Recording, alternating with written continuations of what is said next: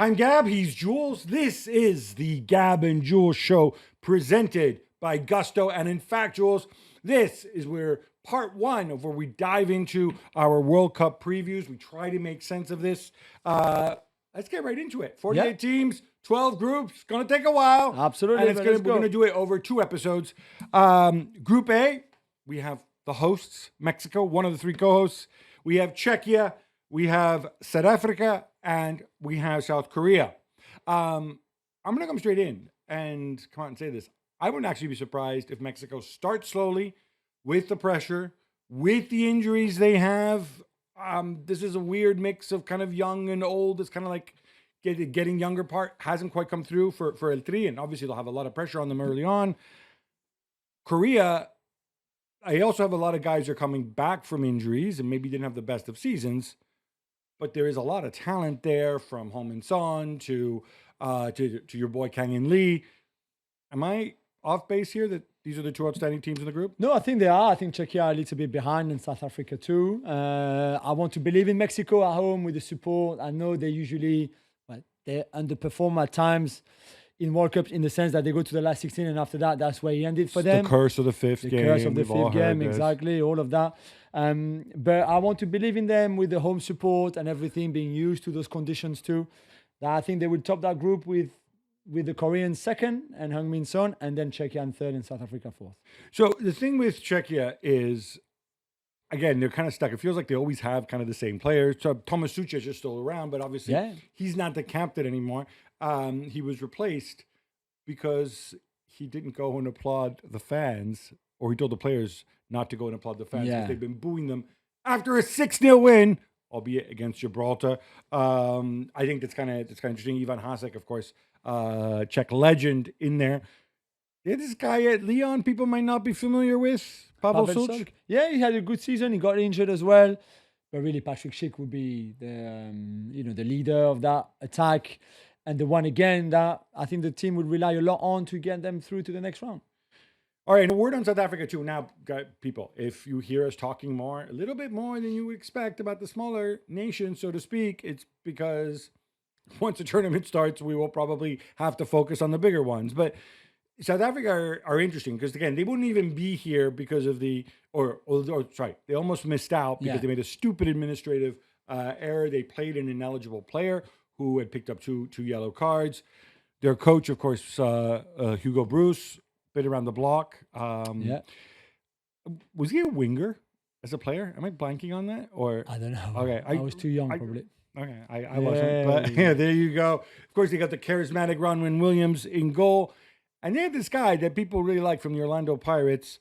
I'm going to butcher his name. Relebohile Mofokeng. Mofokeng, yeah.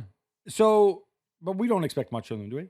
No, although they've got the core players from Mamelodi Sundown who did really well in the Club World Cup, remember, and played really nice football. So I think this is a tough group for them to come out to. But I think they will certainly play, I hope so, not too defensive brand of football. All right, Group B, another host nation. This time it's Canada, coached by Jesse Marsh, of course. It's Switzerland, it's Bosnia and Herzegovina, and it's Qatar. Now, Italy in that group, no? Hey! God, it was coming. Sorry. No, we chose to let somebody else have a go. It's so kind of you. Although, by the way, I don't want to kind of look behind the curtain and be all conspiratorial.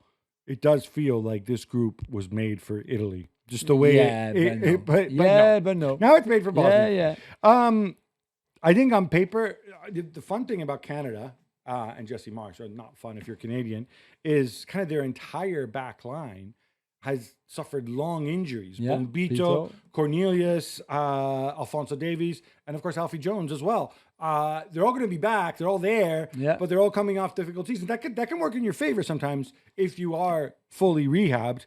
And of course, Jonathan David trying to regain his mojo up front. Yeah, exactly. I was very excited 4 years ago in Qatar. I did a lot of their games, and I was a bit disappointed. It's a different story this time because they will have the home support, obviously. I think they're very excited. I think they've done well under Jesse Marsh to a certain extent because I think this is a good generation as well. So I've got high hopes for them, certainly in this group, which, I think between them and Switzerland, there is the winner of that group there. Yeah, they are the two favorites. But yeah, I don't want to be disappointed again. All right, Switzerland, I obviously struggle with a little bit because it's always the same people and they're all older, but they're there. Granit Xhaka, who's tremendous at Sunderland, Remo Freuler, Manuel Akanji, all the Ricardo Rodriguez, all these Rodriguez old is still there. guys. They've got a younger, good generation like Manzambi, for example, who I think could be one of the young players to follow. Well, from Freiburg. Yeah. But it's that. But then I'm like, Briel Embolo's still there. Briel Embolo's not even that old. It just feels like he's old. Yeah, he's been there. And of course, an experienced keeper in Kobel. They're the kind of team I feel that like they never impress, but they often get results and often go far in the tournament, which is why we have them up there. Last 16 at least for them easily, I think, again. Qatar, they're coached by Julien Lopetegui, former right. Spain and briefly Real Madrid coach. They had a really tough qualifying. At one point, they'd won 1 of 11. I don't want to belittle them, but I think for the second straight tournament, including the last one where they were hosts, I don't think they're getting out of the group stage. No, me neither. I don't even think they get a win again. And I think Bosnia, the chance for Bosnia is really to beat Qatar, and with 3 points, maybe even if they get a draw against Canada or Switzerland, then 4 points, they're guaranteed to qualify. 3 might also be enough. So I could easily see Canada, Switzerland, and Bosnia in that order making it through.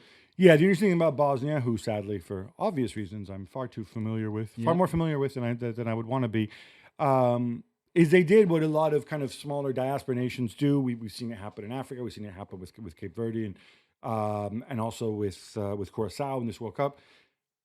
They looked at, okay, who around Europe is of Bosnian origin? Who can we bring back? I think it's something like 15 players were born and raised elsewhere. I'm sure there must be one who was Paris born and bred. You can work on that one. No, there might be. Very small. He might be on his way. Yeah, maybe on his way.